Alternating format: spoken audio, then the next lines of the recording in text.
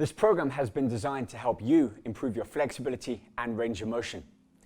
There are 4 workouts in week 1, which are repeated throughout week 2, but with a step up in progression.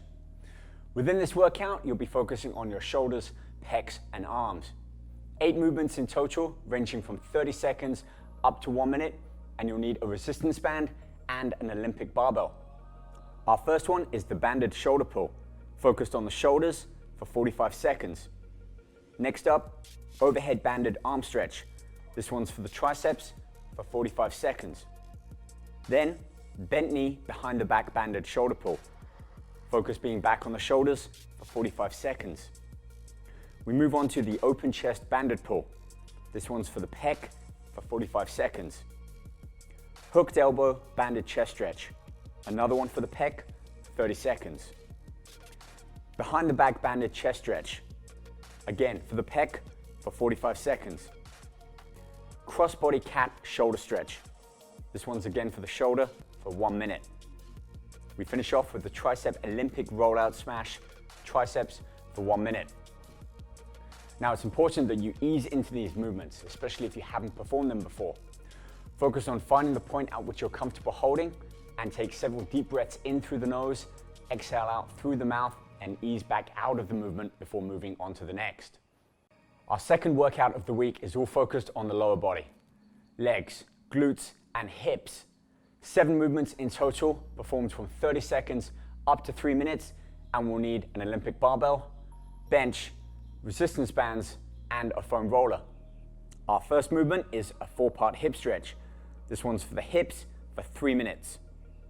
Next up is the cross-leg cat hip flex. Another one for the hips, 30 seconds. Hamstring wall stretch, great one for the back of the leg, 30 seconds. Cross-leg bench hip stretch, another one for the hips for 3 minutes. Glute foam roller, this one's for the glutes, 1 minute. Standing banded hamstring stretch, again for the hamstring, 1 minute. We finish off with our wide stance squats for the hips, 30 seconds. By now, you're already halfway through the fundamental movements that make up much of this program throughout month 1. It's important that you really get to feel the movement and hold that stretch whilst focusing on those deep breaths in through the nose and out through the mouth. Workout number 3 is again focused on the upper body with back, traps, and spine. 11 movements in total here, ranging from 30 to 45 seconds. We need resistance bands and a foam roller. Our first one is the cross-leg seated cat stretch, 45 seconds. Moving on, cross-leg seated overhead lat stretch, 45 seconds. Straight leg seated back stretch for 30 seconds. Kneeling cat stretch, 30 seconds. High band lat lunge stretch, 45 seconds. Kneeling T-spine stretch, 45 seconds. Standing pike back stretch, 30 seconds. Banded Supermans, 30 seconds. Twisted scorpion kicks, 45 seconds. Lying leg pullover, 45 seconds. We finish off with our spinal foam roller for 45 seconds. I understand that many of these movements might be new for you, so it's important to ease into them and progress at your own comfort level. Focus on those deep breaths in through the nose, hold, and exhale through the mouth. Let's move on to workout 4. Our fourth and final workout of the week is again focused on the lower body, legs, hips, and groin. 7 exercises in total, each one held for 45 seconds, and we'll need a resistance band, a bench, and a foam roller. Our first one is the lying quad foam roller, focusing on the quads for 45 seconds.